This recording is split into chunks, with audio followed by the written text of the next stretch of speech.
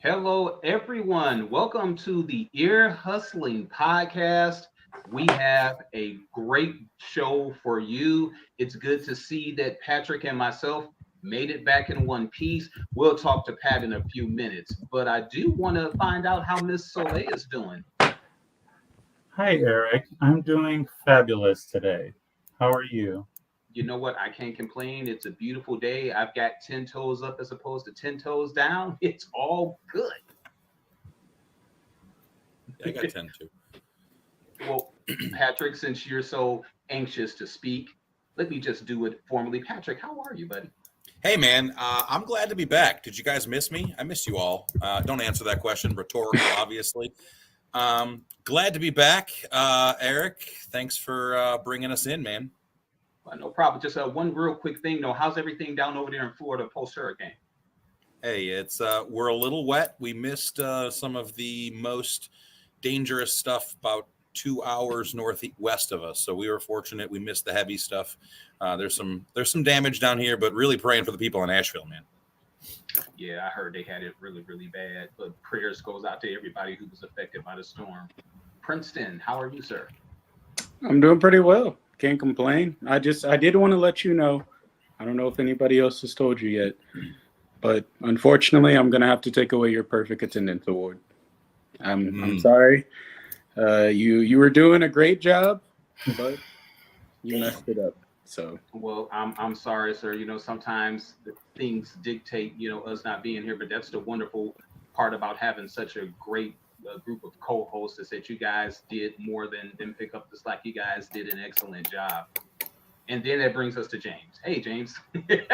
How- I'm just kidding. I'm just kidding. I'm sorry. Go. All I'm right. sorry. Sorry. You've been asking for it all night, Mr. Eric, or Erection. Yeah, there it is. I just want to know, Eric. You said you missed the show for your appointment. Patrick, you missed the show for this hurricane that didn't come your way. But both of y'all True. come back with a haircut. I'm just saying, if y'all went to go get a haircut together, that's all y'all had to say. Bro, that was a week ago. What, Patrick and I aren't allowed to groom ourselves? I think Soleil and you and Princeton are the only ones that's supposed to be groomed. Are you serious right now? But we don't lie about it. We don't lie. It's hard to look this good. Well, I actually got the haircut today, for your limited information. But you know what? I'm done talking Wait. to you, man. Let's Which one? Which one? What do you mean? Which one did you get cut? why do you know about that one? Anyways, Never James, mind. You know You're what? old and Wow. don't have Wow. hair. You know Never what? mind. I'm going to take a page out of Soleil's book. I don't James, get that can you one. tell- Can you Yeah. tell us about the show today? Let's pivot. I Tell us sure about can, and today's it'd be show. my pleasure. So Please. today we're going to do a show, and I've honestly been looking forward to this one. I look forward to all of our shows, I really do. But this one's really have a special place in my heart. We want to talk to some Americans that's living abroad. This is a special topic for me because this is something that Shay and I's time together, we've often talked about. Like, what would it be like to just pack up and go live somewhere else? So I know one person on the show today has tried to recruit Shay and I. So I'm really wondering, exactly what that recruitment is going to look like after this show. So without further ado, let's go ahead and bring on two very special guests. I would like to welcome Adrian and Nick. Welcome to the show, you all. Round of applause. Thank you. Awesome. All right. So I am actually not going to get into a typical introduction of you all. What I will say is this: Nick needs no introduction. He's been on the show before, as I pointed out in backstage. Nick was actually the very, very, very first guest on the Ear Hustling podcast way back in 2020. So welcome back, Nick. Thank you. Adrian, first time on. I'm really looking forward to hearing your story. As with you, Nick, some things changed with you, Nick, since the first time you were on. Adrian, you have a tremendous story that I'm really looking forward to. Before we get into that, Adrian, why don't you just start out telling us where you're originally from, where have you lived, even in the States, and just give us a little bit of that information. And Nick, when she's done, let's hear from you.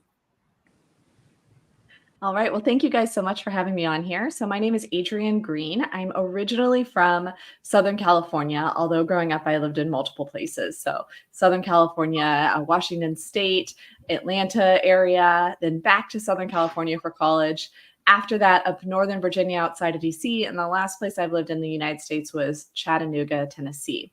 And then last fall, almost a year ago, my husband and I decided that we wanted to actually fulfill our longtime goal of living abroad. And so what's, I think, helpful for my story and that I'd be happy to answer questions about is I'm actually, I have a family of 5. And so we're traveling abroad as a family of 5 versus you often hear, solo or couple people, but we're a family of 5. I've got 3 kids, ages 8, 7, and 4 that we're traveling with. We traveled domestically in the US and then we went to Colombia for 3 months and now we are in Mexico. Okay, Nick. Yeah, so I grew up in Kennesaw, Georgia, or Ackworth, Georgia, both. Then lived in Atlanta for a long time. I did briefly live in Florida, hated it. But then I moved back to Atlanta, which is like my second home. And then in March of last year, I moved to Bogota, Colombia, and I've been there since. Awesome. So, Adrienne, being from Southern California, I do have to ask you a quick question. Is Tony right? It never rains there? Yes. And when it does rain, it's like this light mist. And for those of you, I know that Nick has experience in Atlanta. When you're in the Southeast, you get real rain, like heavy rain. And so I went to high school in Atlanta with like real rain where like if you go outside in the rain, you're getting drenched. And then I went back to Southern California to go to college and like it would rain and everybody would act like such a big deal. And I'm like, this is like a mist. This is sprinkling at best. So yeah, Southern California does not get real rain. So let me ask you this, Adrienne, before we get into living abroad, where was your favorite place to stay in the U.S.? I think every place had its pros and its cons. Chattanooga, the last place I was, I think definitely wins hands down in terms of natural beauty. It's a beautiful area with the Tennessee River running through town and, small mountains around there. So the natural beauty award from the places would go to Chattanooga. Nick, same question. Where's your favorite place in the U.S.? Obviously not Florida. Yeah, no, definitely not Florida. Gosh, that's one of the worst places ever. I tell you, it's a swamp. You can take the swamp out of the land, but it's still a swamp. But my favorite place is definitely Atlanta. I've traveled to different cities and stayed for 2 or 3 months at a time at different places. But I would say Atlanta is my favorite just because of the international presence. You get a little bit of everything. The food, there, we have top-notch restaurants in Atlanta. So yeah, definitely, I would say Atlanta. You turned us on to one of Shan and I's favorite restaurants. So thank you for that. Bar Taco. Definitely one of Bar our Taco. favorites. That's spicy chocolate pudding, man. Ugh, gets you every time. Never had that, but what is it? The pork belly tacos. OMG. Anyways, all right, I digress. So, we're going to talk about food in a little while. We're definitely going to talk about that. But why abroad? So, Nick, I'm going to start with you. Why did you choose Colombia? So my story is a little bit different than most people. I guess you could say mine is more like 90 Day Fiance kind of situation. I came here in January for vacation. I was not supposed to come here.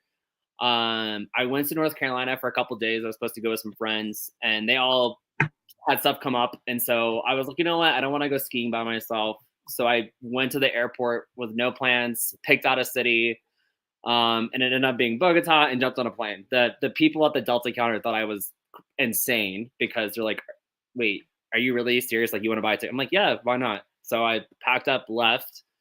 And night one, I met my husband. I wasn't going to go out. But I ended up going out and map quested it basically because my phone didn't work. So I just took screenshots of the directions on my phone, and then I took photos of all the corners of where I was going to go. And I saw him in the bar and literally spent the next 9 days with him. And I moved back to the US. So then we talked about it. And here I am in Colombia full time a month later after meeting him. Wow. Wow. The funny thing is, same thing that happened with Shay and I.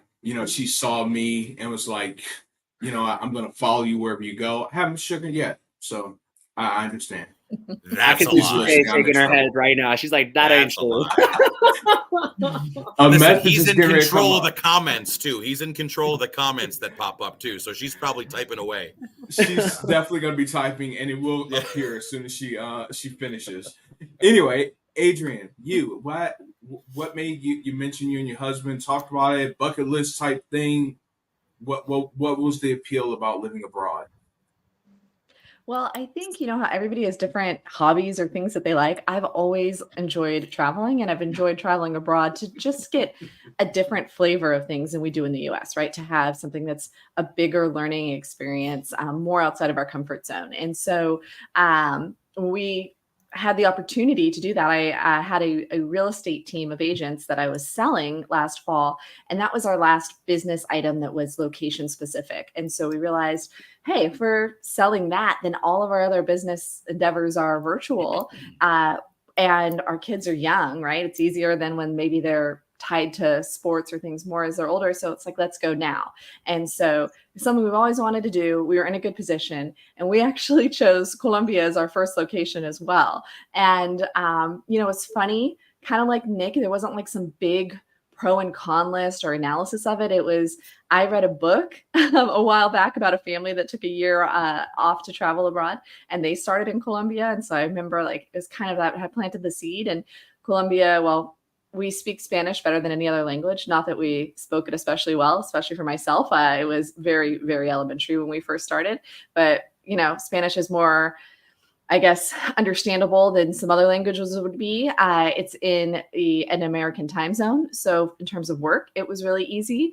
And it's a beautiful country. So we spent 3 months in Colombia, absolutely loved it.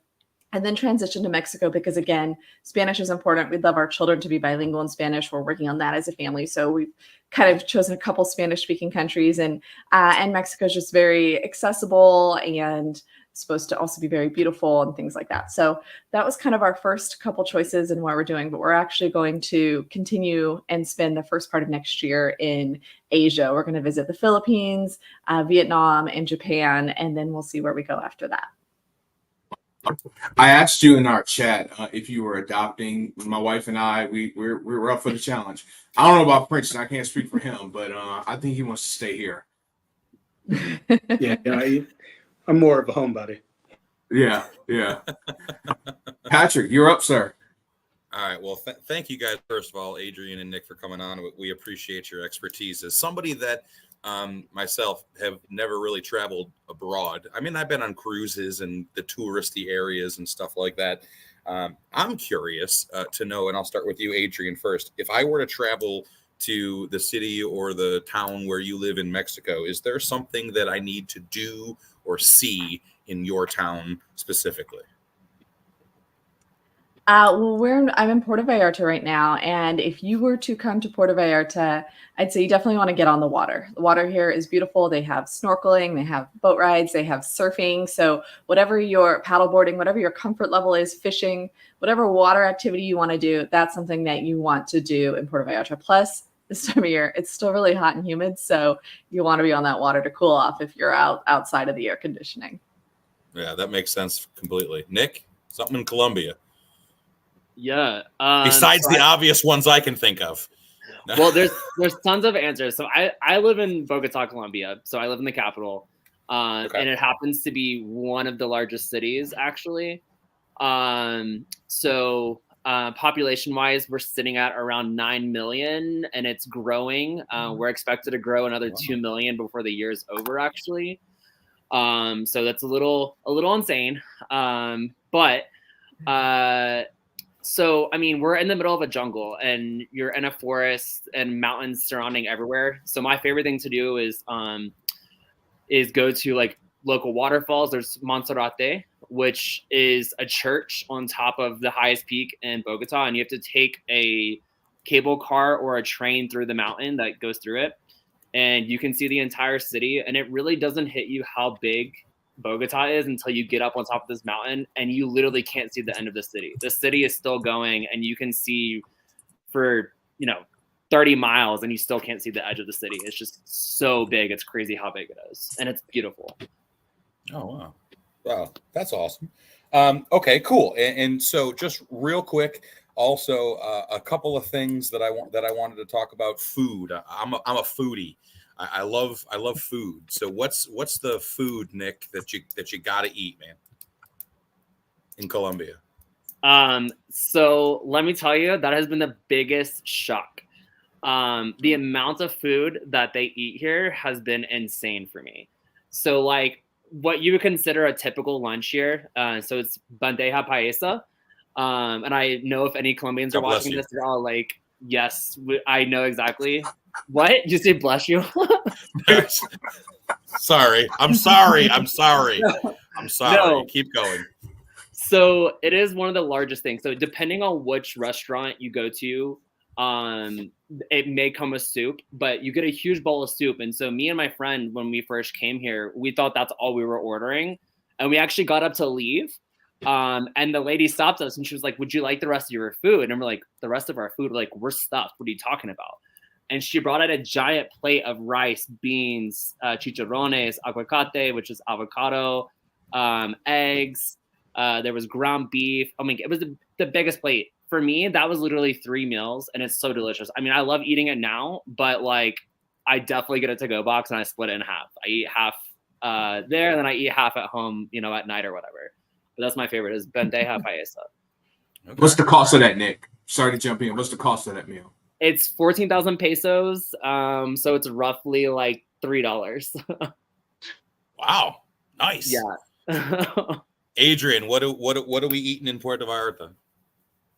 Well, I do have to say, having spent 3 months in Colombia prior to here, Colombia wins in terms of affordable food. It is crazy how inexpensive it is for what you get in terms of the quality and the portions. And here in Mexico, it's almost US prices. Most places are still less expensive unless you go to like a really touristy place, and you got to get the seafood here. So if you're liking fish tacos, shrimp, octopus, but whatever your red snapper, whatever your flavor is of seafood, they've got it here and it's delicious. Seafood. Okay. Awesome. Well, thank you guys. That's my top two. I'm going to save a few more for the end here. We're going to go back to Soleil. I think is coming in next. Yes. There's two of Soleil. I'm not quite sure what's going on there, but I mean, so sorry, nice. One is just not enough. Like that's you have a twin. That's Get it, girl. She's beautiful. Sorry about that. My computer crashed. So anyway, thank you both for being here. So Adrian and Nick, for you also, I don't know if you have kids, but how's the education? Raising kids there. Adrian, you could go first since you mentioned you have kids. Sure. So what I decided to do with my kids is we set up a homeschooling program. So in our state of Tennessee that we last lived in, we registered them as homeschooled.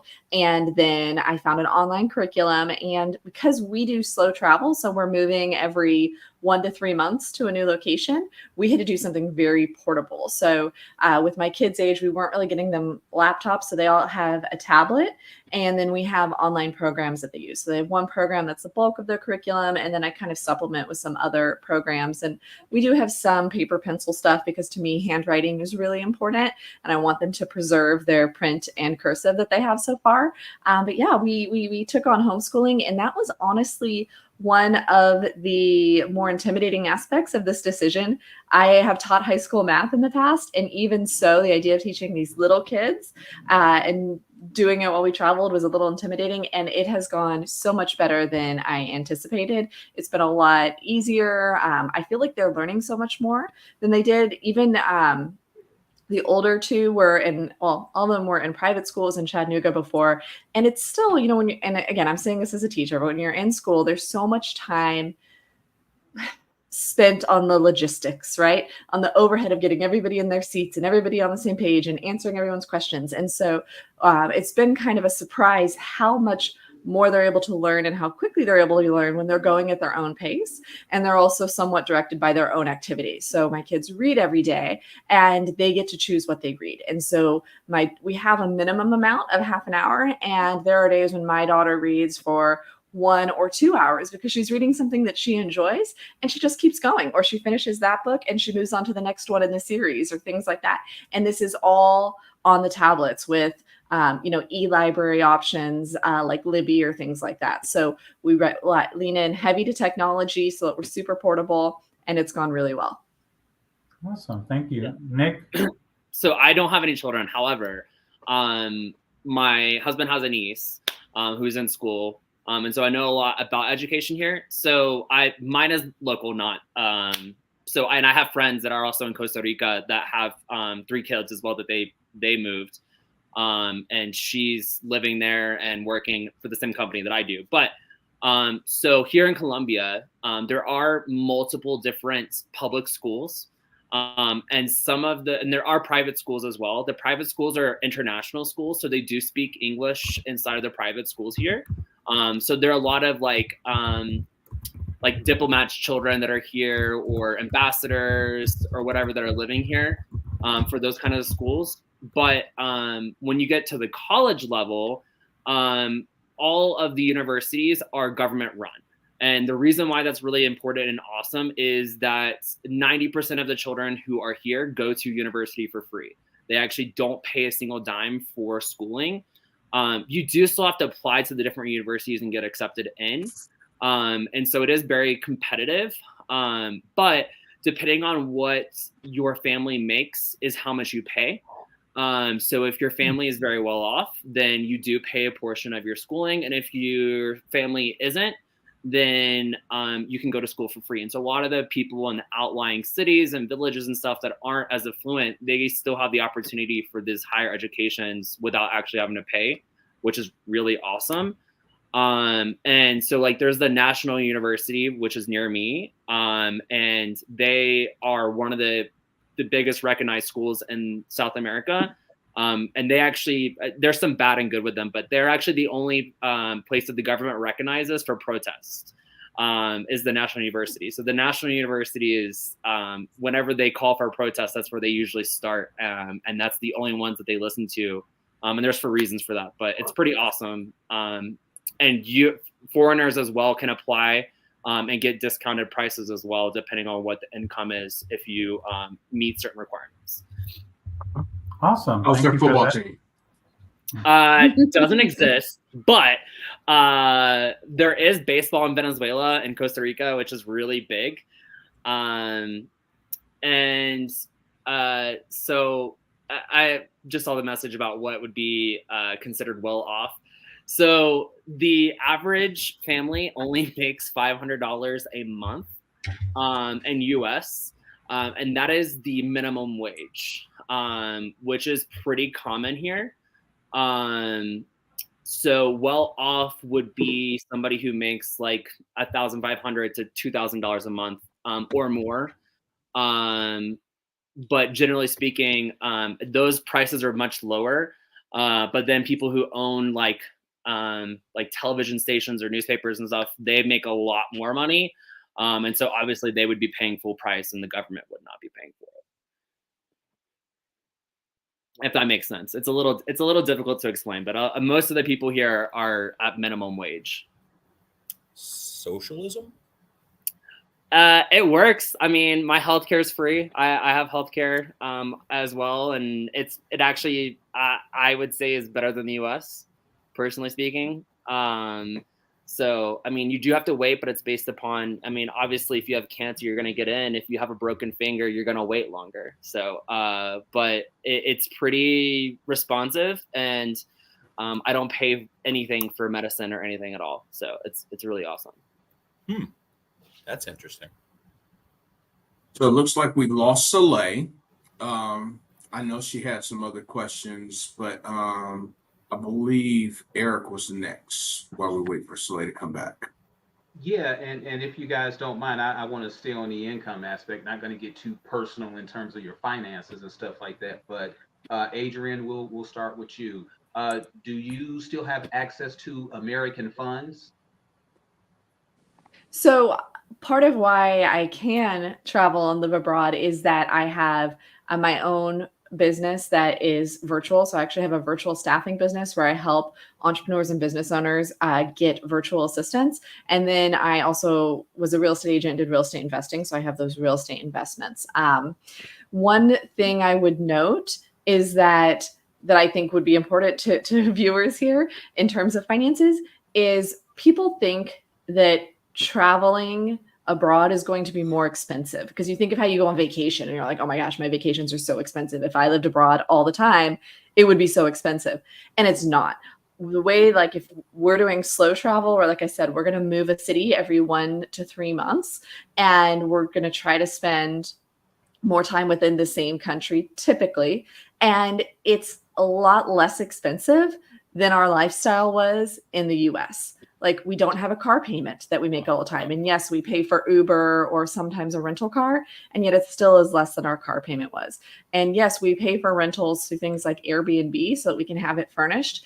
And yet, because the US cost of living is so high, we have yet to pay as much to rent an Airbnb in any city as we did to pay our mortgage alone in the US. So it's been surprisingly more affordable, even more than we were expecting, to travel abroad. Now, I will say Colombia is a very affordable country. Nick got into that a little bit.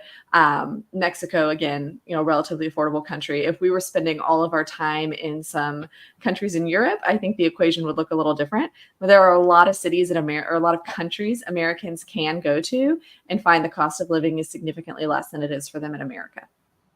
Okay. And Nick, you briefly touched on how much that meal costs. So would you say there's an advantage? Well, first of all, do you have access to the American dollar? And if you do, is there obviously an advantage of spending American money versus the peso?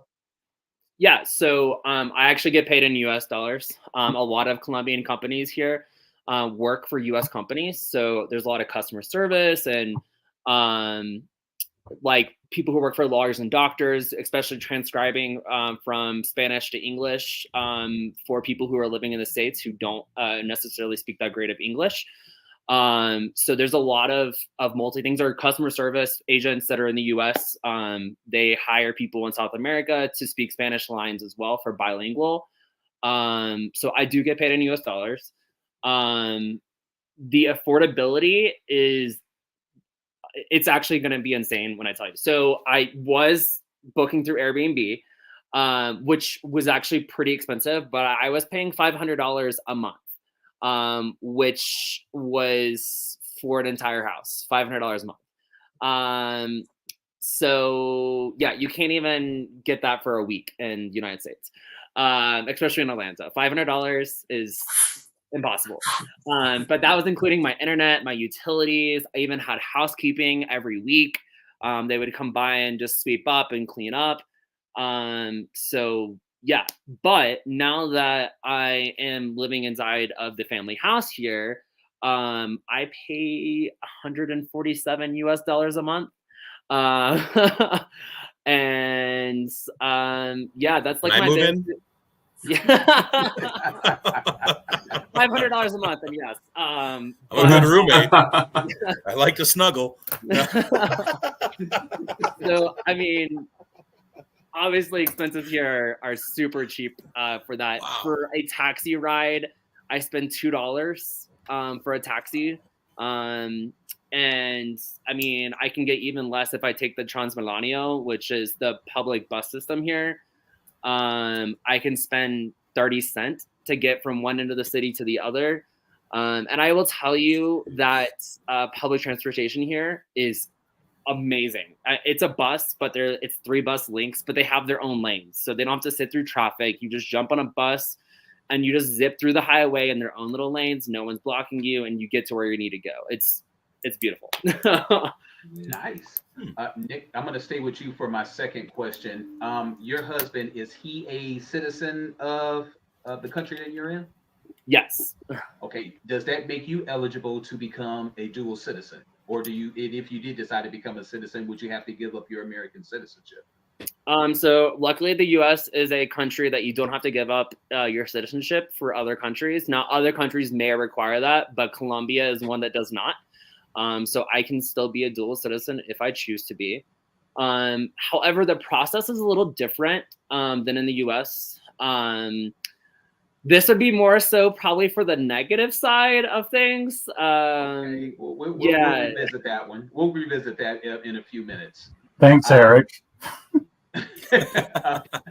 You're welcome, Soleil. Adrian, well, what about you? Could you become a citizen of Mexico if you and your family decided to do so? I think we could. The challenge, again, not to go too much into the negative, but the challenge with US citizens becoming citizens of other countries is that the US is one of only 2 countries in the world where you pay US taxes no matter where you live. And so often when you're looking at becoming a citizen of another country, you have to consider that you may have to pay taxes in 2 places. It depends. Now, there are some countries where the US has, tax treaties or understandings with those countries, but considering there's so many countries in the world, it's a rather limited list. Okay, thank you. James, I'm going to kick it back to you. I don't recall if Soleil got all of her questions in. No, she didn't. So let's go back to Soleil, and then when you're done, we'll go over to Princeton. Yeah. Have you found other Americans living in Puerto Vallarta, and was that any consideration in determining what location you're going to move to, like having other Americans around? Yes, in fact, I would almost say there are too many Americans in Puerto Vallarta where we're not getting much of the local flavor. And so one of the lessons we've learned here is that we want to focus on cities or regions that are less touristy so that we can be more authentic in our experiences. So if somebody's looking to travel long-term abroad or move abroad, those places that you like to go on vacation aren't necessarily the places you want to live full time, unless you're like a retiree or something and you just want to feel like you're on vacation. I don't know. It's not my vibe, I guess. So yes, there's a lot of Americans here. Honestly, in our travels, I've preferred when there are less so that it can be more of an authentic experience and so that we can practice our Spanish more. Here between the Americans and a lot of the Mexicans who are here speak English because it is such a touristy area. And we're not really like, even if you speak to someone in Spanish, they're often answering in English. And so we prefer places that have less Americans, have less tourists, and are a better opportunity for us to learn the local culture and practice our Spanish. Thank you. Nick, the question was, have you found other Americans living where you are? And was that a consideration in determining which location you would move to? So I have found very few Americans. I know they're here, but there are very integrated into daily culture here.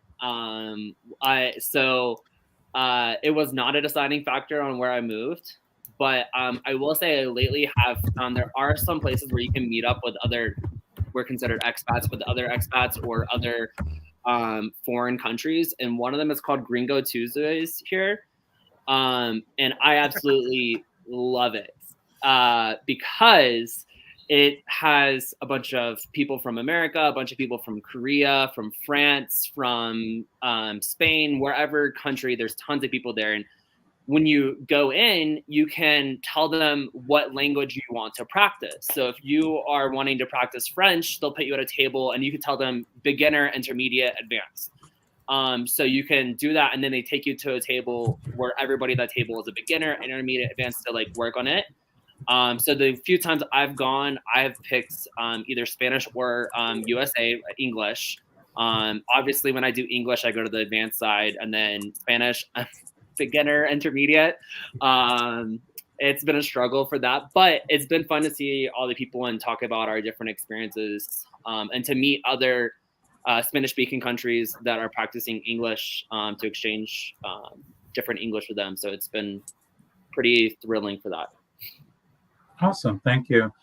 And my next question is, what do you miss about the U.S.? It could be anything. It could be a product or food or whatever. What do you miss? Nick, you could go ahead.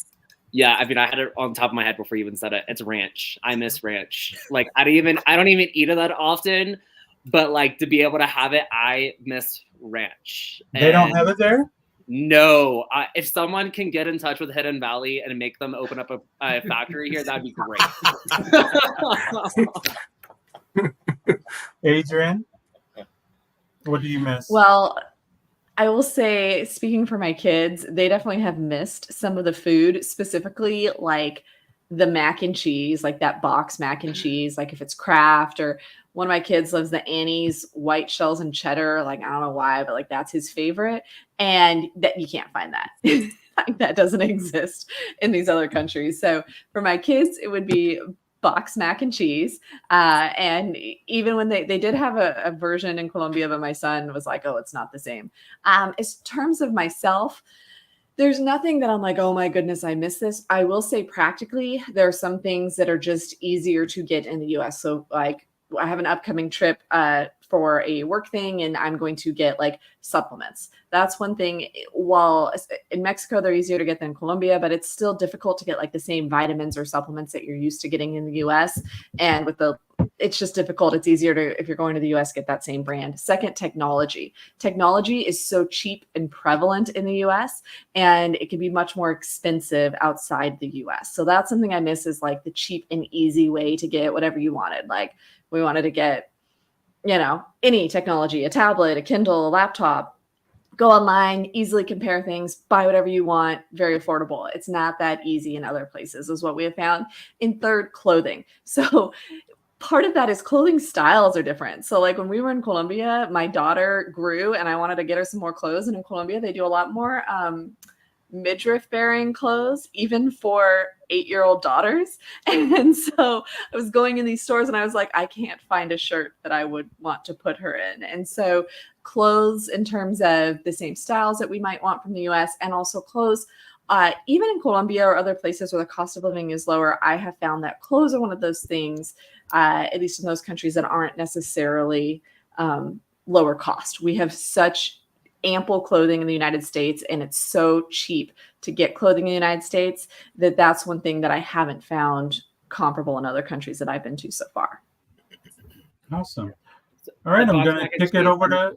I was going to say the box mac and cheese thing has been my thing too. Actually, I'm glad you mentioned that, because we do have a brand here. It is not the same. It would be like, it's very powdery, but we have a store that's very much like Whole Foods here. It's called Coruja.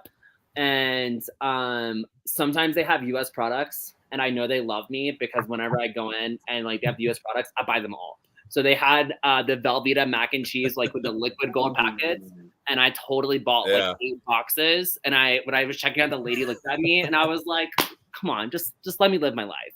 And then we had cream cheese the other day too. That was great. So it was from Wisconsin. It wasn't Philadelphia cream cheese, but there was 2 packets of cream cheese left from Wisconsin. I bought them both, and they lasted me like a week, but still, it was very nice to have them. All right, Prince, you have a couple questions? Yeah, so I'm going to try and kind of do a little transition. I'll ask you guys just one good and one I wouldn't consider it bad, but just kind of do a little transition there. And once again, like everyone has said, thank you guys for coming on. So I'll start with you, Adrian. As far as your daily life goes, what is a typical daily routine for you, and has it changed dramatically from how it was when you stayed in the US, or are there similarities? Sure. So my daily routine is I'm getting up around 6 a.m. I'm doing like a morning journaling and maybe yoga or something like that. And I'm trying to train my kids that that's quiet time so that I can, think, but that's a work in progress. Around 7, I make them breakfast. Breakfast often looks similar to what it did in the US. We do eggs a lot. We do oatmeal a lot. That's something that we found is easy to get. We can also do things like toast. They have bacon has been very easy. Try to think of other breakfast meats. Bacon has probably been the easiest breakfast meat. Like, I don't think we've seen like breakfast sausage or things nearly as much. And so breakfast and feeding the kids. And then by 8, I'm working online and the kids are doing their homeschool. And then lunch is around noon. And then I do usually wrap up work earlier. So the biggest difference is the kids are home that whole time, right? So while they are doing their homeschool, they are coming in, they're asking stuff and needing some help. And then because they're home and we often don't get them, we might periodically or occasionally get them out to get some energy out during that time, but usually they're not. So I'm usually wrapping up work more around like 3:00 so I can get these kids out doing some sort of activity. So if there's a park, we're doing that. Now I will say we have found no area has as many, like the parks are not as big as they are in the US, or nice parks are harder to come by than they are in the US. But when we find them, that's fabulous. But a lot of parks are just like dirt and metal playgrounds that aren't that nice. But sometimes there's nice ones. The other thing is we're doing a lot more swimming because we have been in areas with temperate climates, and often we're in a condo or some other sort of community where there is a pool. So, that's a time when maybe around 3 or 4, I'm taking them out so they can go swimming in the pool for a while. We'll have dinner after that and go to bed. Now, one of the other differences besides the playgrounds is meals. If any of you are a family with kids, you know how much time it takes to make, eat, and clean up for meals when you're feeding a family of 5, and 3 of them are children who are really good at making messes. And so that's one thing that's been nice with Colombia and with Mexico is it's more affordable and easy to maybe order takeout and have it delivered. So there was an app in Colombia that we used a lot where you could just go on, there'd be different specials, order it, have it delivered, and it was really cheap and easy. So that's one difference. We ate delivery a lot more than we did in the US. And the other part of that is that it's really healthy. So there's a different culture with food where everything is made to order and made with fresh, healthy ingredients. So it wasn't like buying fast food in the US where things are fried or, from a can. It was much healthier. So that's one of the other differences is that we'll order delivery a little bit more because it's better and cheaper. Oh, nice. Okay, nice. Thank you. Nick, would you like to go through yours? Yeah, so my life is completely different. There is literally no same comparison to the US. So, obviously I'm not driving to work. I'm not spending an hour in the car. If I do have to go somewhere, I take public transportation. I'm getting there in about 30 minutes. But I generally work from home. So my day, I actually don't start work until like 9 o'clock, sometimes 8, which is great. I finish my day around 4 or 5, but breakfast wise is yes. Breakfast is completely different. Lots of eggs, sometimes rice with breakfast. Croissants. We actually eat a lot of hot chocolate or coffee with bread. It's very common to have like cheese and croissant and coffee for breakfast here, as well as eggs and avena, which is oatmeal, but it's more of a liquidy form of oatmeal, and you can find that everywhere. We actually even have like little restaurants that you can walk up to and just get avena, and they have little cups that you just buy and just drink out of it. It's very prevalent, oatmeal here.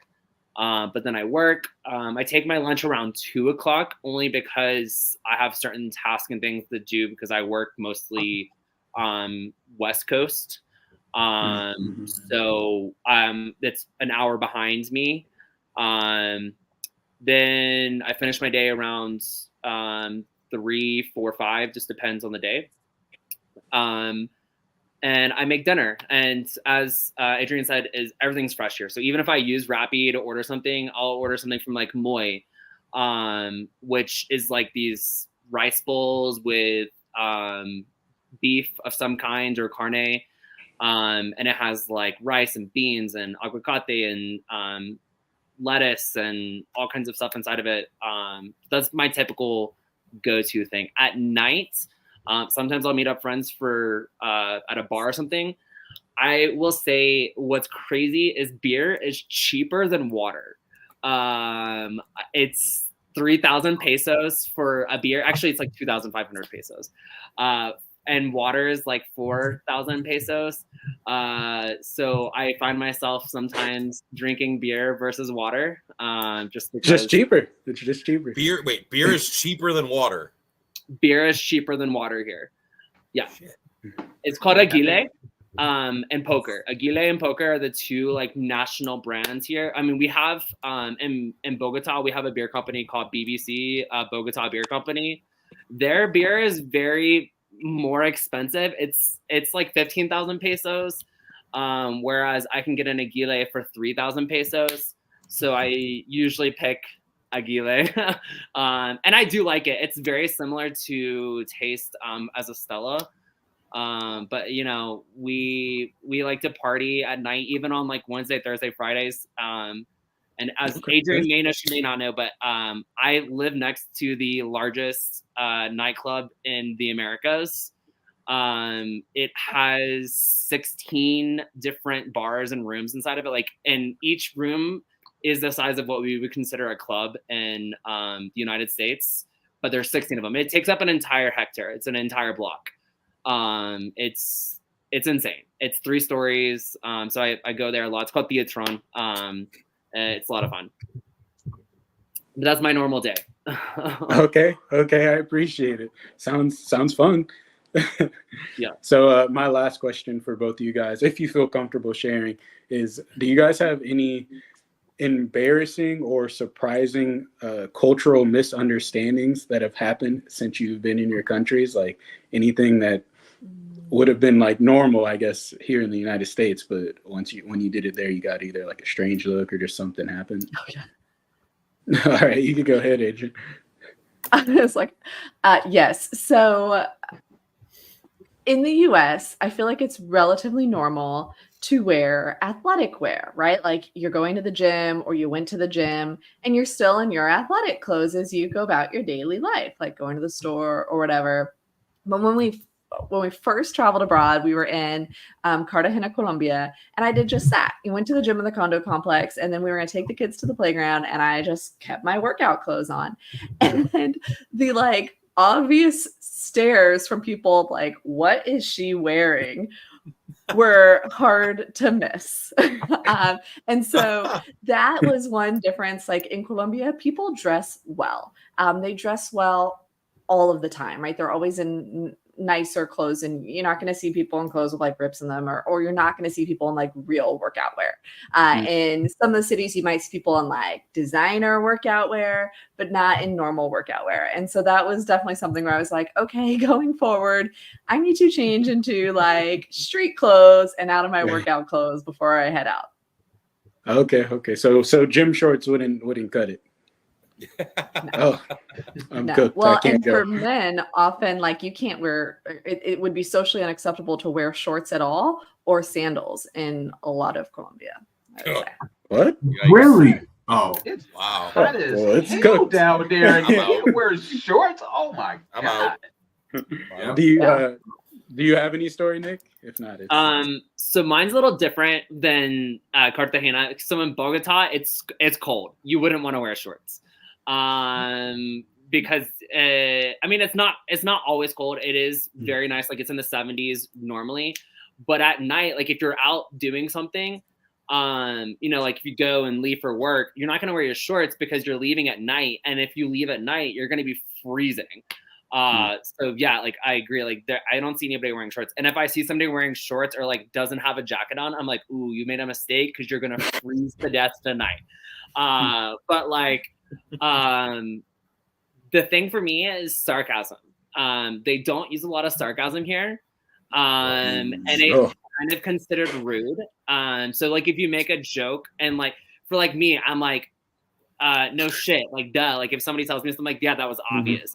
But here they're like, oh, why is he being rude? I'm like, I'm not. It's like I'm making fun of the situation or like joking, like I'm going on with it. So I found that. And then here as well, the thing that gets a lot of looks is I'm very basic when it comes to like readings. So in the US, you know, we just say thank you, you're welcome, that's it. Here in Colombia, if somebody just says you're welcome, it's like rude. You've pissed them off. It is not a good situation. If there's not like a whole message afterwards, just say con gusto with blessings, I hope you're doing well, come back and see us soon. It goes on for too long for me personally. But it's everywhere. And I'm telling you, it's like that at grocery stores. It's like that at a restaurant. If you say gracias, there's a 10-minute exit message that you're given. So I do get a lot of weird looks from people when I just kind of keep walking sometimes because I don't recognize that they're like what it's happening. And so sometimes I'll stop there and I look awkward just shaking my head at them. But that's my only been awkward thing is the greetings are just so long here. Gotcha. That's funny. That's really funny. Well, yeah, you can't go over there, James. I'm sorry. You Nope. won't make Yeah. I wouldn't make it. You and I would be Yeah. done, bud. it. Yeah, I was thinking like, hey, you know, this is definitely gonna be the next destination, but those Yeah. last few things, Oh, I don't no. know. No Yeah. shorts, no sarcasm. Oh, it's no you. No James. No James. Yeah, there you go. There you go. All right. Well, that's all the questions I have for you guys. Really appreciate it. I'm gonna pass it back over to Soleil. I think you had Actually, before you do, Oh. we had a couple of viewer remarks. Okay, cool. Jamal is actually watching on YouTube, and he actually lives abroad as well. He could not make tonight's show, but he said they do not know how to fry pork chops in the Dominican Republic. That's where he currently lives. And he also had a comment about shorts in Colombia. Jamal has traveled quite a bit, so he would have fit in very nicely on the show. But he said he tried to go to a nightclub in Colombia with shorts on. They weren't having it. But in the DR, because it's an island, they let you wear shorts in most clubs, especially in tourist areas. Interesting. All right, Yeah. Soleil, what you got? Yeah, so you've decided to move to Puerto Vallarta or Colombia. Logistically, what's the hardest part about moving? Nick, I'll start with you. I was like, yeah, I can go off the top of my head because I've been dealing with a lot of red tape. So logistic wise, migration, Colombia they don't have their shit together. It's so bad. We think the DMV is bad. Imagine the DMV, but like the 7th level of hell bad.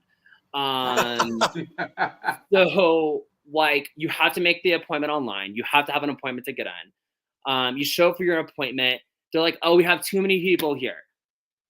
Okay, you've literally set the appointment times. Like you can't go without why are you doing that?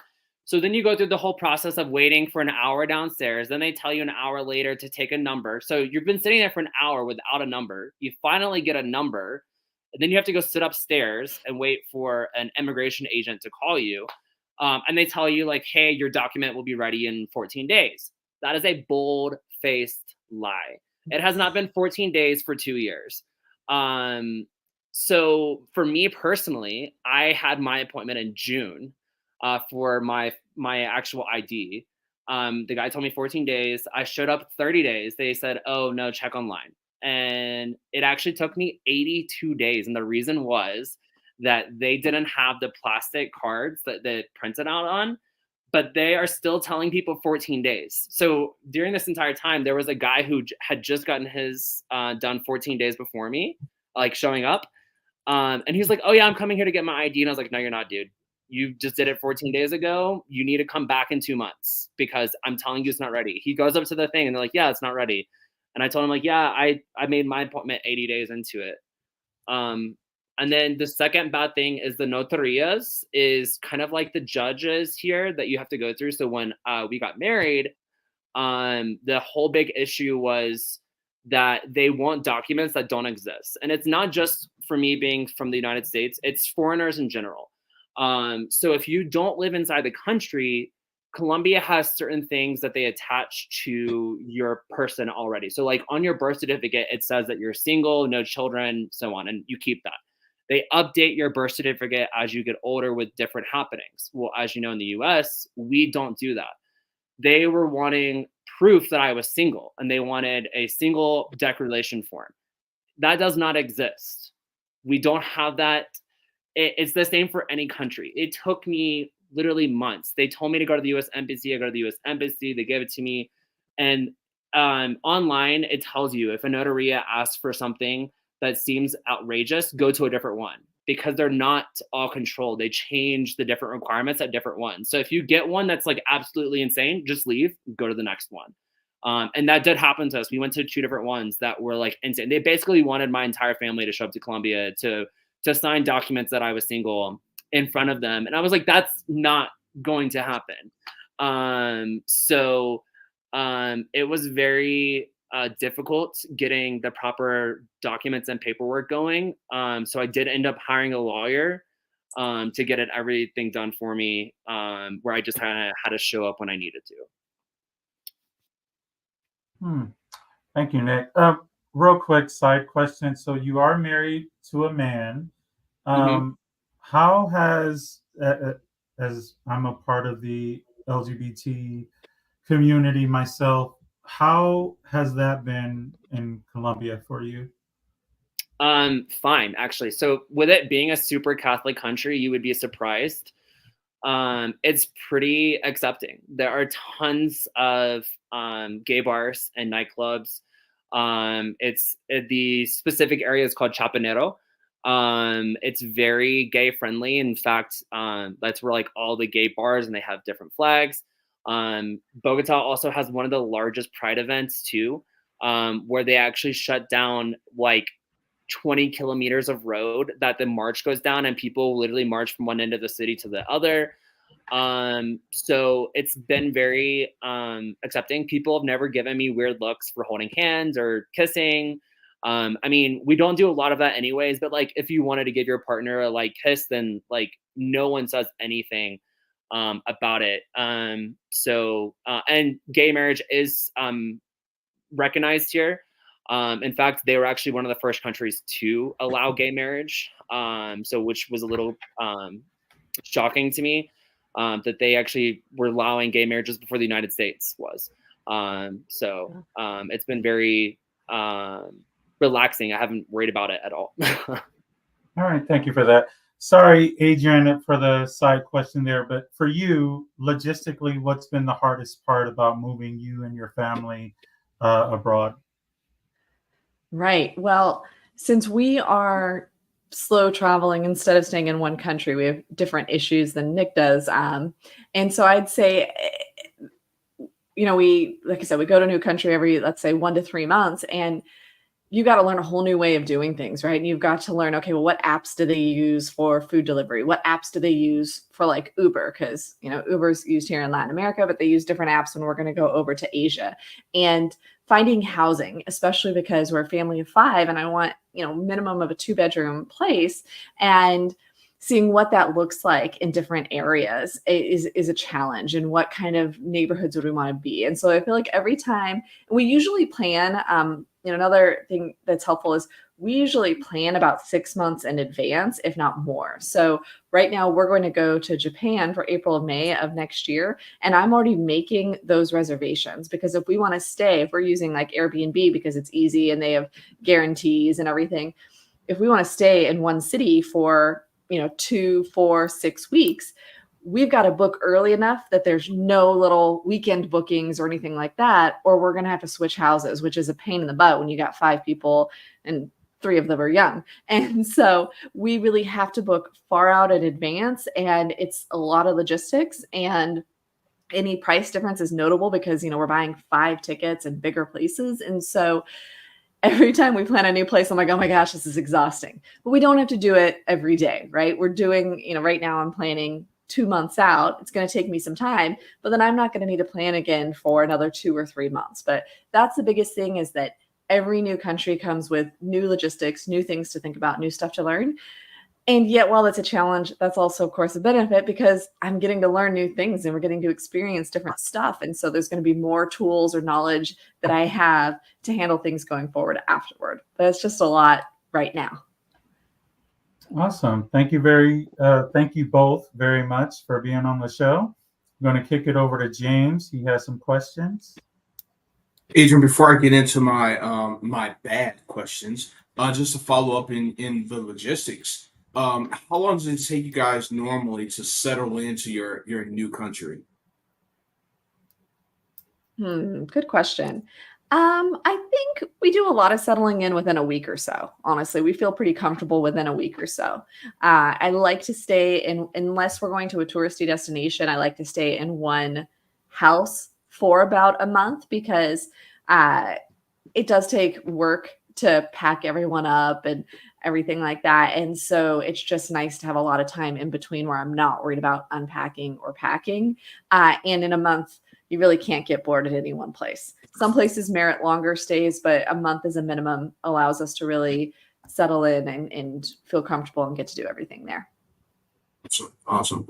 When I talk to people about living abroad, some of the reservations, I'm going to start with you on this, Adrian. And I'll come to you, Nick, and if you have a different perspective. Some of the reservations is safety, healthcare, and language barrier.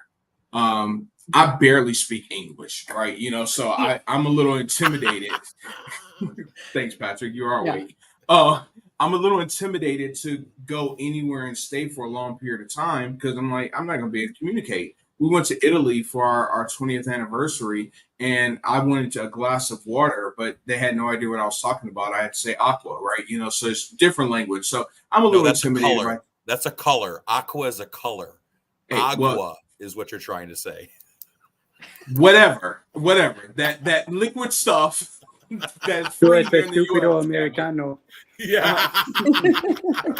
That's why I didn't get one. But anyway, so what would you say to people who are intimidated by safety concerns, healthcare, and possibly language barriers, Adrian? Sure. Well, I can speak to my own experience. I know that some people we knew, family or whatever, were worried about safety, especially if we have kids and you hear about like child trafficking or things like that. I will say in Colombia and in Mexico, there's first off, everyone's there living with their kids, right? It's not like we're the only people who go to these countries or these cities and are the only people there with kids. Like there are families there, there are other kids there, and they're all fine, right? And so, and I would say the countries that we've gone to at least have been very family friendly. We have the grandmas, the abuelas who come up and talk about how cute our kids are, or in Colombia, they call them monos, like monkeys, right? When they're cute and silly. And so there's been a very family friendly, supportive, and it's felt very safe for me as someone traveling with a family in these countries. We haven't had any security issues or anything like that. I think, in touristy areas, being careful in terms of pickpocketing and not wearing name brands or expensive jewelry. We've been smart about it, and we haven't really experienced any uncomfortable safety issues. People think of public transportation. That's one thing I'd say where people are like, oh, you're going to have pickpockets, going to be unsafe. When we were in Medellin, Colombia, we were taking the public transportation there, and with the 3 kids, this couple who was sitting down, actually, it was very crowded, got up and gave us their seats so that we could sit down there. So very family friendly, very safe. Healthcare, we used healthcare in Colombia and dentistry here in Mexico. If you're from the US, you're shocked by how affordable it is to go and pay cash for these things. I mean, my husband went and got 3 dental fillings here and a checkup, and it was like $150 just cash or something. Like it was so cheap with x-rays and everything. So healthcare is actually more affordable, and I'd say in the places we've gone, at least the same or higher quality than you would get in the US. And then in terms of the language barrier, it is very weird at first. As someone who took French in high school and didn't have a whole ton of Spanish coming in, going and like that first week or two when you're like, I have no idea what anyone here is saying. Like I am in a restaurant or I'm in a room full of people and I have no idea what they're saying. It's kind of weird, but then you kind of get used to it. And I feel like we've been able to pick up enough, if you can order at a restaurant, if you can communicate with people, Google Translate is far from perfect, and yet it often gets the point across. I think it's going to be a lot more of a challenge when we go to countries that aren't using the same alphabet. And that's going to be a whole nother level. But for right now, when it's, a Latin-based language using the same alphabet, it's been very manageable and kind of like a great experience to be in that place, to experience what it's like to be in the minority, to be like, for me, the only white person in the room. It's a good experience, I think, for me and for my kids to not be in the majority, to not be in a room full of English speakers, and to see what that feels like and get comfortable with that. Wow. Awesome. Thank you. Nick? So I can actually even expand a little bit further since I have a cat as well, so veterinary care as well. I can add that in. But yeah, language barrier was an issue for a while. But as Adrian said, Google Translate is a lot of times off, but it still gets the job done. People are able to understand what you mean or like what the basis of what you're trying to say, and they can figure it out. And people here tend to be super patient. It's exact opposite than of the United States, where people, like, if someone were speaking Spanish to an English person, they're like, this is the United States or America, you know, learn to speak English. People here are very super understanding, and you never run into that. I've never had someone tell me, but like, make sure like your Spanish should be better. They are very willing to work with me and let me struggle and help me and teach me. And they teach me in a way that doesn't make me feel like I'm stupid. Healthcare, insane. So now that I have national insurance, I pay basically nothing for anything. But before I had the national insurance, I was paying cash. I went to a dentistry and I had my teeth cleaned and one filling, $40. That's how much money I paid, was $40 US. I pay that to park. What? Yeah. Oh, yeah, I pay that to park at the dentist. At the dentist, yeah. So, I mean, I was shocked when she told me. I honestly thought she missed a zero. I was like, did you mean like 1,900,000 pesos? Because, okay, that's more on par. But no, she didn't miss a zero. When it came to like getting blood tests done, because as James, you may remember, I got really sick, and it was very touch and go. I think I paid for 2 IV bags. Actually, no, it was 5 IV bags, medicine, doctor's visit, lab test, everything was $90. In the States, it would have been thousands of dollars. Mhm. Boy, we're screwed up. Yeah.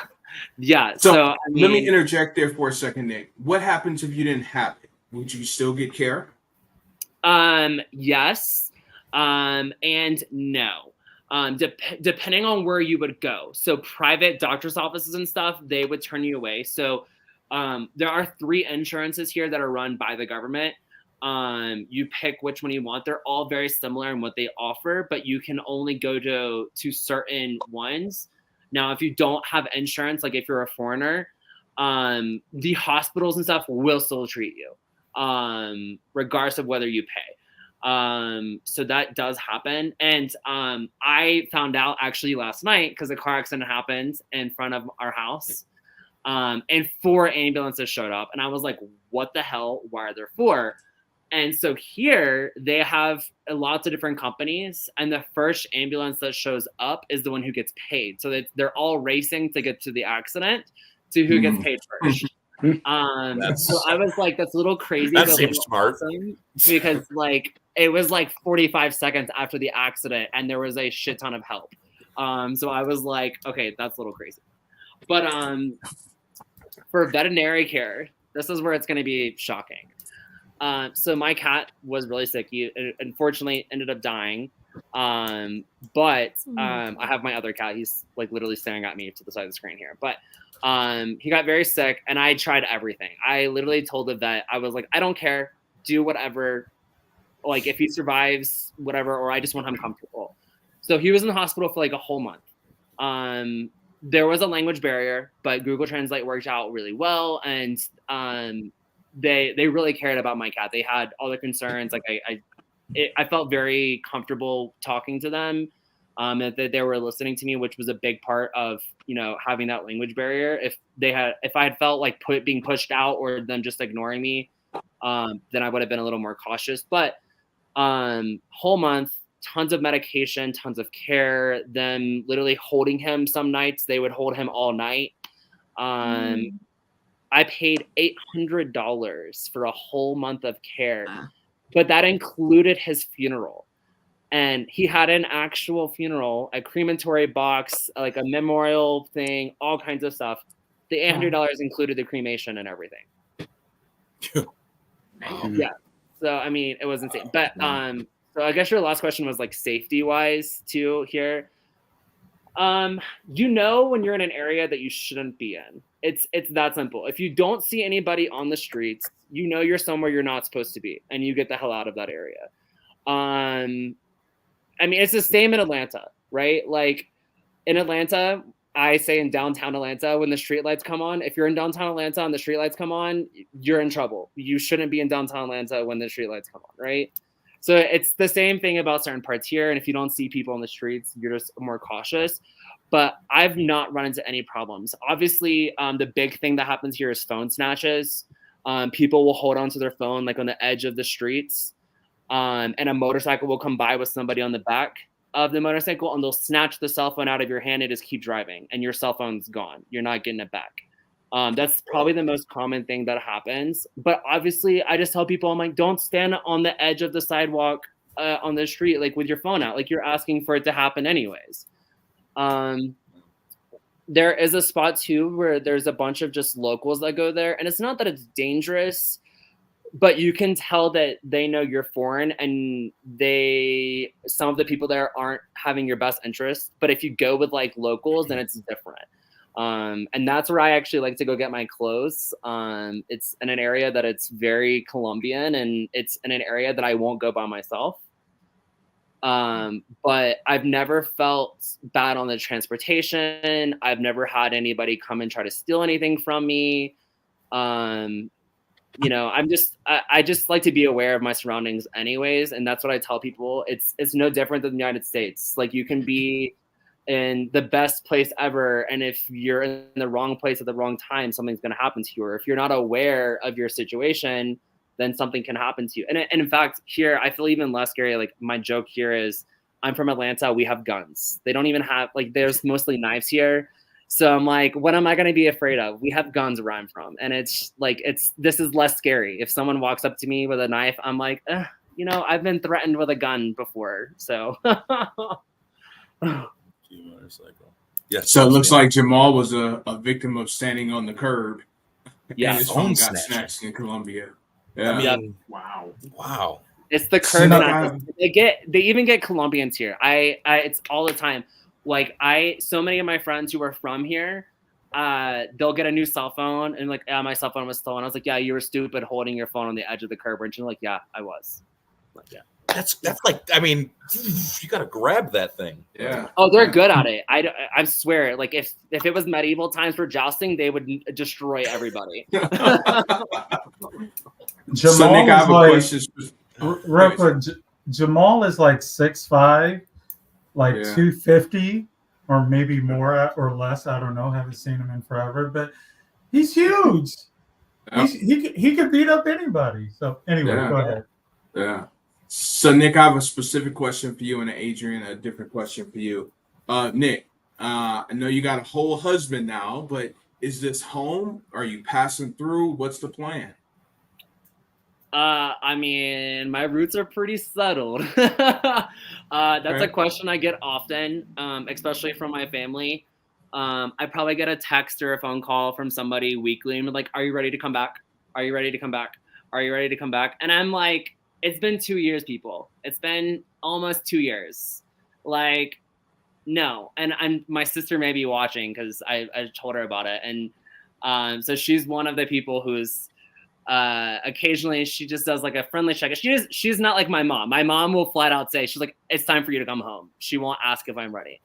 My sister Rachel, she'll be like, hey, when you're ready, let me know and we can discuss. But she's very supportive of the whole situation. Like, she knows that I'm happy. So I have no plans. I mean, my visa expires in May, but it should be, fingers crossed, easier to renew it. And it'll probably get this time renewed for 2 to 3 years versus the 1 year. Generally speaking, when you apply for your first visa, it's always a year, even though it can be up to 3. The Colombian government usually just picks a year just to make sure that you're doing what you're supposed to do. And then you renew it, and then it's 2 to 3 years after that. So, does he have any interest in coming to live in the States? Has that ever been discussed? So live, no. Visit, yes. That's actually one of the bad things is the U.S. does not like educated people from other countries, and which is unless they have a work visa, which is a totally different entrance interview. But if you have an education and you apply for a visitation visa, you are more than likely going to get denied. It has been a thing that's been happening in the United States. So he's actually applied twice to come to the U.S. and has gotten denied twice because he's an architect. So he has another interview for this month, actually, which he made a year ago, to come and visit like my family and so on. So that's the plan, is to do that. He does not want to live there, but does like want to go for like education wise, since he is an architect, he wants to learn that side of things there as well. Give us a heads up before you come. Let us know. We'll do. Adrian, is there what's the end game for you guys? Is traveling abroad like it for you guys? Is that, or are you planning on, once the kids get a certain age, come back to the States? What's the plan? You know, I plan out a lot of things, and with this, we're just kind of, seeing how things go. So we have through beginning of June planned, which is about 1 year total from when we left. And we're going to kind of see how it goes. But right now, we're really enjoying this, and we're not like counting down to go back to the US or anything like this. We could very well continue it for the foreseeable future. I would say, like I said, we're tending to stay 1 to 3 months. I could see a benefit of having a place that's a home base that we're going for 3 to 6 months, honestly, probably somewhere outside the US right now, to have some consistency, like especially for the kids, someplace we can go stay for a little bit where they can take lessons, or we can have like our go-to dentist and not be hopping to different places. We might choose to do that and choose a city to have as a base for part of the year. But we'll see. We're really enjoying where we are right now. Awesome. Mr. Patrick.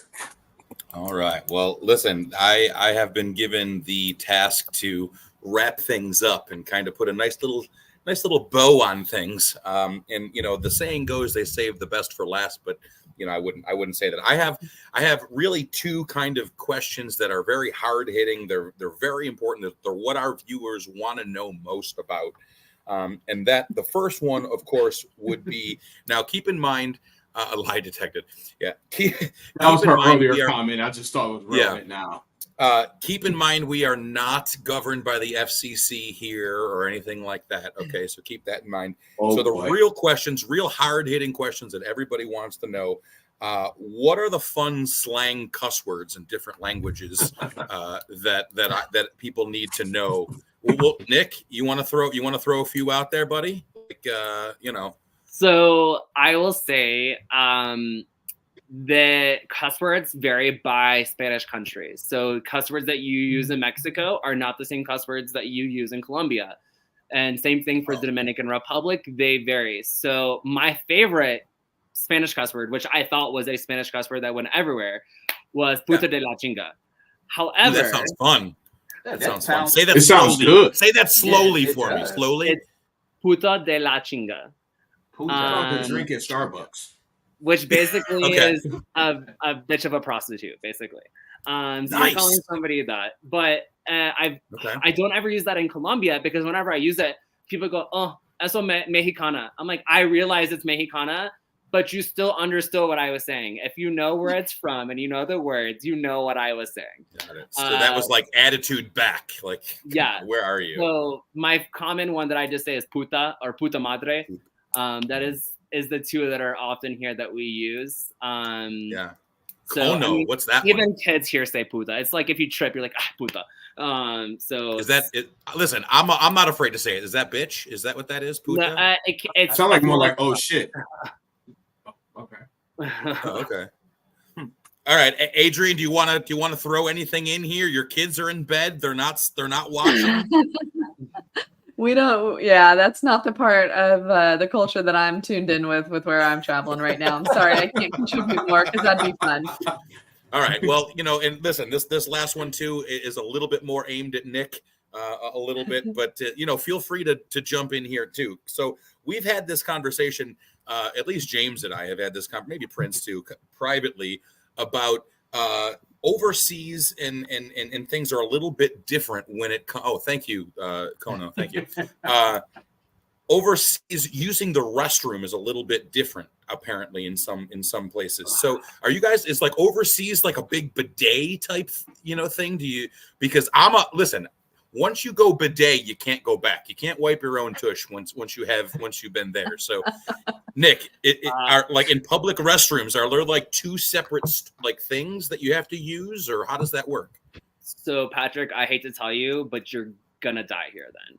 Man, So, well, I already knew that. first of all, the bathroom situation here in public sucks. I still have an extreme fear of public bathrooms now.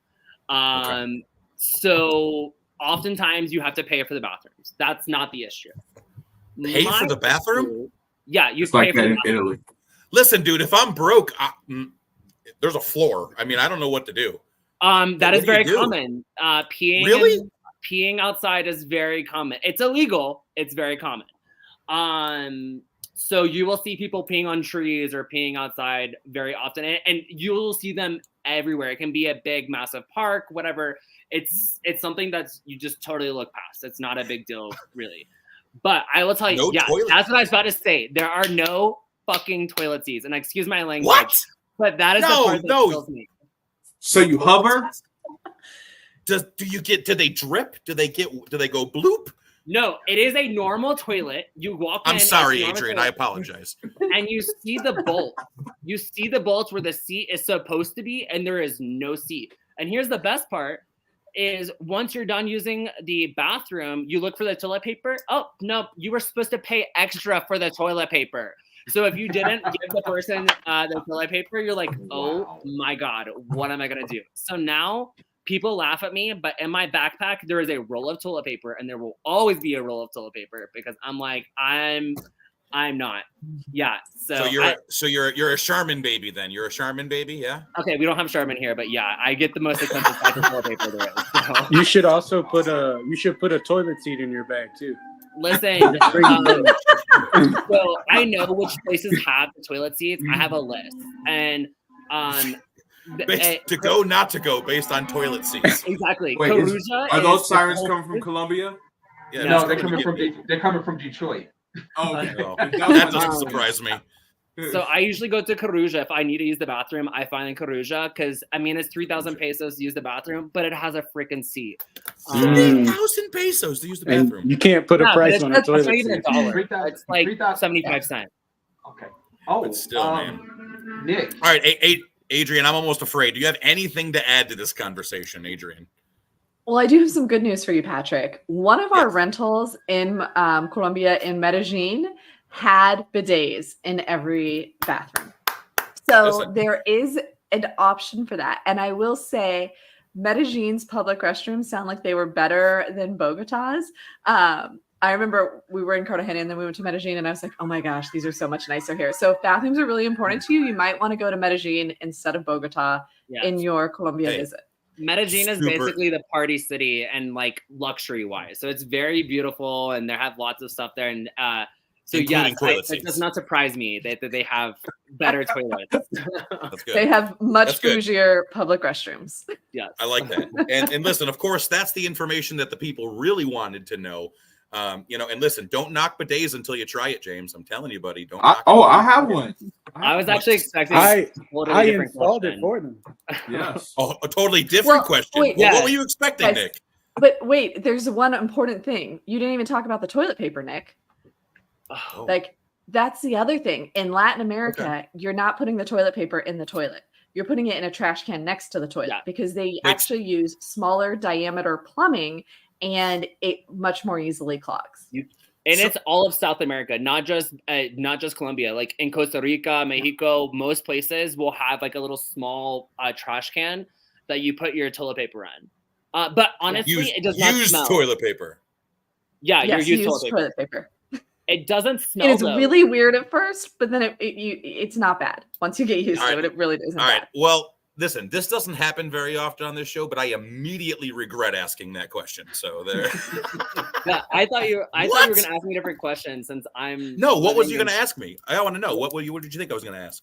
Well, I live in Colombia, so I was waiting for somebody to ask questions. The drug mules, or anything like that, or anything related to that, because things are a little different here, for sure. Well, I mean, did you see my shirt?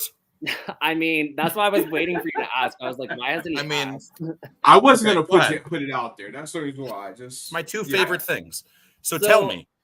I will say a lot of things here are legal. I do not partake. I have never partaken, so that's not. I do know a lot of the rules and scenarios about it.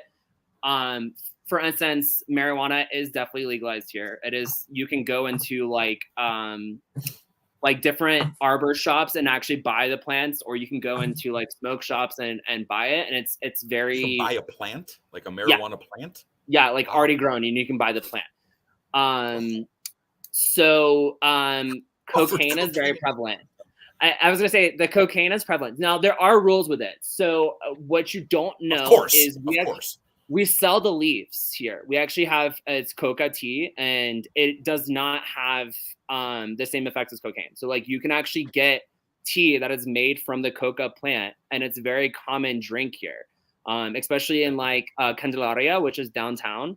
I had it for the first time a couple of weeks ago when I went to Guatavita, which is a very famous lake. If you know the road to El Dorado, the Golden City, that's where the story came from, was Lake Guatavita in Colombia.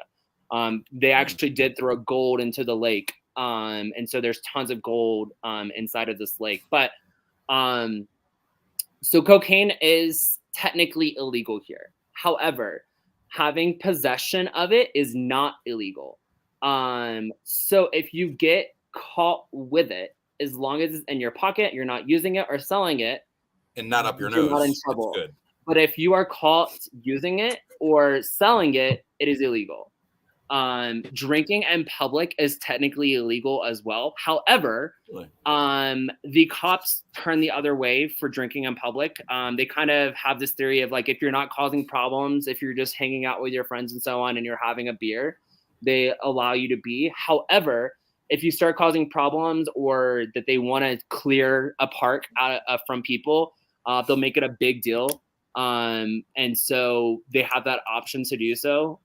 So for me, like drinking in public is a little scary for me just because I'm a foreigner. So if I see one come by, I'm like hiding my beer or like toss it immediately and handing it to one of my friends. Because there's a park called Hippies that everybody just kind of chills at. There are different things here that are legal, but I will say from the people that I do know, it's a lot safer here because since it is common to have or legal to have, they're not mixing it with crazy things like painkillers and like fentanyls and stuff is not a common thing here. In fact, anything for like pain relief they see is like for animals. Like if it's something that's in a veterinarian, they don't do it. So like ketamine is a known thing, you know, in the United States, and fentanyl. And people are like, that's what they use for horse tranquilizers. Like, why would I take that and use that? So people are very more so about the natural things here than they are about the unnatural. Adrian, anything to add about the drug trafficking in Mexico over there? No. No. Good. That's a good answer. That's a good answer. Again, I will preface, I have never done anything in my entire life. And that's like the honest truth. I would tell you if I've done something. So I can only know from just because I like to know, like, I'm like, all right, what are the different rules and regulations and laws? Because as Adrian knows, like every country has its own things that are legal and it could be something like super, like jaywalking here, totally legal. That's not a thing. In the United States, it's illegal, as we know, but in some places don't enforce it. Other places will enforce it. But here, no problem. The drivers are freaking insane. So, like, I will say it's pretty scary because they speed, and like, I've never been more afraid in my life than in a taxi cab sometimes because they drive so fast and zip in and out of lanes. But I will tell you, there's so many few car accidents. It's kind of insane. Like I don't know how there's such bad drivers, but also such good drivers. New York. Well, listen, and just one last and final thing, I've never done cocaine either, Nick. I just like the way it smells. No. So no, that's a joke. Complete joke. Listen, thank you guys so very much. We got to get you guys out of here. Yes. Thank you guys so very much. Adrian, Nick, thank you for putting up with the shenanigans of this panel. Mostly Prince, but thank you guys so very much for joining us. Another round of applause for you guys. Thank you. And Nick, this is for the monkey lips. Oh my god. Monkey lips. We're cheersing to monkey lips. Yes, we You're are. off the baseball team, man. You're off the baseball team. Patrick, I don't think you're Inside allowed joke. to cheer to monkey lips. I don't. No, I don't think that's. Yeah, that. It's good. Good. See, where were you on that one, Prince? Thanks, Where were you Nick on and that one? Adrian. Thank you, guys. All right, Wow. awesome. That was something. That was definitely something. It was very entertaining. I'm glad we kept it under an hour, guys. Yeah. Yeah. huh? You handed Welcome it back back, to you me two. with an hour. It was already an hour. You handed it back to me. All right, let's get moving. You know, she said she didn't know anything about that part of it, but what do you think the 3 kids are for? That's all I'm saying. Ah. Wow. Princeton. You know what? I'm Princeton, not your going to mother reserve. is watching. I can see the James Wow. influence. The James influence has Wow. taken over. Wow. So I have a Proud question of for you young guys. man. So proud of you. I have a question for you all before we move on. Number one, has anyone ever thought about living abroad prior to the Yes. show? Yes. Not abroad, Not me. but not maybe like a Commonwealth. Maybe not necessarily in the 48 states, but maybe like a Puerto Rico. How many states are there, Eric? There's 50, I but said I'm the assuming you meant the lower. lower. I said the lower 48. The lower I didn't hear the word 48. lower. I didn't The hear lower either, but continental United States. Boy, you. Why I figured are that's what you meant, 48 but I didn't lower? hear lower either. Well, because we're not counting Alaska and Hawaii. I don't have. Check any this interest. tape. The hour and 29-minute mark. Check see if you said lower. I didn't hear it, Check but the I tape. figured that's what you was talking about. But okay. Well, So I like like Puerto any- Rico. but okay, let's just move on, shall we? So St. Thomas, the American Samoas, stuff like that. So as long as it's an American territory, that's what you're open to, Eric. Yes. Okay. Patrick, you said no. Prince, I already know the answer is no. So to Soleil, I guess you're the only one. I Yes. too have thought about living abroad. Soleil, has this conversation interest you more, less? What are you feeling? Yeah, absolutely. My interest is higher now. I don't have any interest in going to Colombia or Mexico, although I'm going there Saturday for vacation. But Amsterdam and Paris are You the get in 2 trouble in places. Tell me about it. Whoa! See, they're the horn. The horns are coming out. Wow! Stop it. Somebody mute my mic. I'm a virgin. I'm a virgin. Paris and Amsterdam will be the 2 places I would go to.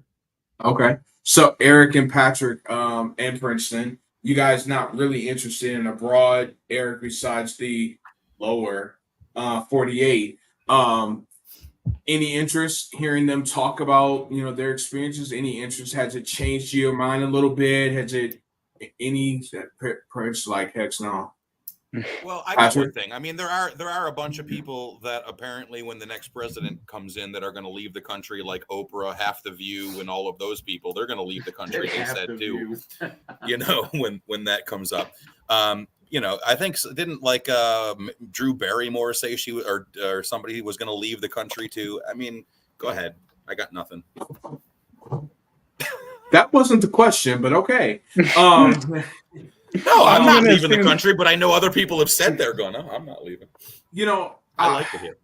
That's for another conversation. We'll get into that another time. But I think if it was easy or easier, I think more people probably would elect to leave for various reasons. But yeah. Anyway, that's interesting. Okay, I'm done. Looks like we're going to select. No, I'm sorry. Yes, I was just looking up. It says approximately 6.2 million people that are American citizens actually live abroad, and that number seems to be going up by maybe like 2% like every year over the last 10 years. So apparently it's becoming more popular. Now we got Eric's random fact for the day. Thank you very much, Eric. On to Yeah, thank Soleil's you. sexy picks. Yes. Yeah. Yes. Soleil's sexy picks. Can I get a theme song or something? Soleil, soleil, soleil, soleil, soleil, soleil. All right, that's it. Just the first verse. All right. So my pick. So this last week was a lesson that sports betting is a cruel mistress. So last week I had Dallas -5.5 versus the Giants on the road. They won by 5. So the hook beat me that time. I How about some had Cowboys? South Alabama plus 21.5 versus LSU. They lost by like 30 points. It wasn't even close. So I lost that. And James Madison, 20.5 point favorites versus Ball State. We did win that. We were 1-2 last week. So for the season, we're still a very respectable 9-3. And I'm using this money to go to Mexico this weekend. So I'm doing well. So this week's picks, we'll start with James Madison again. They're my favorite for this year. 16.5 point favorites versus the best college football name in the country, General Booty, and the Louisiana Monroe. Nebraska, 7-point favorite versus Rutgers at home. And then UNLV at home, 6.5 versus Syracuse. So, man, I can sure get behind General Booty. Well, we don't want to get behind General Booty this time. Oh, we don't. I'm sorry. No, James Madison is going to do something with that booty. Man, this is taking a turn. James Madison is going to diddy that booty. All right. Yikes. Yikes. Please. Yikes. All right. Those are my picks for this week. And let me go ahead and do this day in history. I have two. The first one, 1967, October 2nd, 1967, American lawyer and civil rights activist Thurgood Marshall was sworn in as an associate justice of this. That's right. First black Supreme Court justice. And then also on this date in 1985, American actor Rock Hudson died from AIDS. He was regarded as the first celebrity to die from AIDS-related complications. The AIDS epidemic started in about 1981. So he was the first major celebrity to pass away from the complications. So just to clarify, he didn't have the Magic Johnson AIDS. The one where you get fat? No, the one, not that AIDS, because he's had AIDS for like ever, right? He's had HIV. Get it right. Yeah, HIV. Yikes. Apparently that joke didn't go over very well. I guess you wouldn't like AIDS Island either. That probably wouldn't be good either. All right, never mind. Oh, my God. I'm going to pass it over to Prince. All right, so moving on to next week's episode, as you can see now, scrolling at the bottom. But we'll be talking about social media in our daily lives. So, I mean, in a sense, this can even be seen as a form of social media. But as you know, it's blown up, especially, I would say, post-pandemic. Social media is everywhere. So we'll just be discussing it and how it is. So looking forward to it. And then I think we're going to finish it up with Patrick. I'm looking forward to hearing. I sent some messages there. I want to say something really quick. We had some losses this past week since the last show. Just wanted to touch on. It always comes in threes. That's so crazy to me. It's a saying, and it always seems to be true. NBA World lost to Kembe Mutombo. He was young, 58 years old, brain cancer. Really young. Then we lost the very next day, Pete Rose. And then yesterday, John Amos. So definitely thoughts and prayers to those families as they go through this hard time. And remember, you only live once. So living abroad, maybe that's a thing. Who knows? But anyway, Patrick, you're up. Why do you give me the big shot right after like a memoriatorium right there? It's kind of tough to bring this. But okay, listen, I don't know why they chose me to end the segment. I've already spoken too much this segment and this episode, but I got something that really is just driving me nuts lately. As you can see in my shot, I'm pretty faithful. The word loyalty comes to mind. So what I'd like to spitball and what I'd like to complain about are all my fair weather fans out there. Okay, fair weather fans, we just need to just ball you up in just a little snowball and just toss you out the window, because I don't know what your use in sports is. I don't know any other way than to be all in Bills Mafia. That's how it goes. Okay. First of all, when you, from a very young age in Buffalo, you learn that there is no fair weather in Buffalo. So you better sign up for a sports team. All right. You better jump on the Mafia bandwagon. Okay.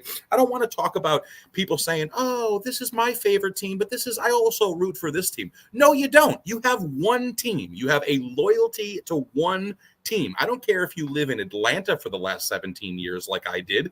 Okay. You still believe in the Bills Mafia. I don't care if you move to Central Florida or the South or anywhere where it's college this and college that. No, you're still Bills Mafia. Okay. You need to understand that fair weather fandom is ridiculous. Okay. I moved to Florida here recently. So all of these people here down in Florida are just fair weather. I didn't even know the Dolphins had any fans. Okay. Because their stadium's so empty. All right. Fair weather fans need to just take a hike and figure out that they don't belong. Okay. You want to talk about loyalty? Let's talk about the 90s. Let's talk about little Patrick growing up, crying himself to sleep in front of 4 Super Bowl back-to-back appearances. And that didn't work out our way. But you know what? That's where the loyalty was burned inside of me. Okay. It bleeds. I bleed red, white, and blue for this team. All right. No fair weather fandom here in the Bills Mafia. Let's go. I ride or die with Josh Allen. Cut me. I'm done. Wow. Awesome. I like the little chick at the bottom, little Patrick crying himself to sleep. Get that image in your mind. Hey, early 90s, man. I was there. I was watching it. I was watching those games. It was not fun to be a Bills fan for most of my childhood, but I was there. And I never left, and I never will. Fair weather fans, get out of here. Second favorite teams. What the hell is that? One thing I want to say, congratulations to the Detroit Tigers for completing a sweep of the Houston Astros to advance to the American League Division Series.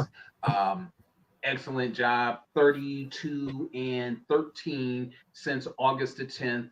An amazing story of the Detroit Tigers. That underdog mentality is just really, really pushing forward. So I'm very proud of our Tigers.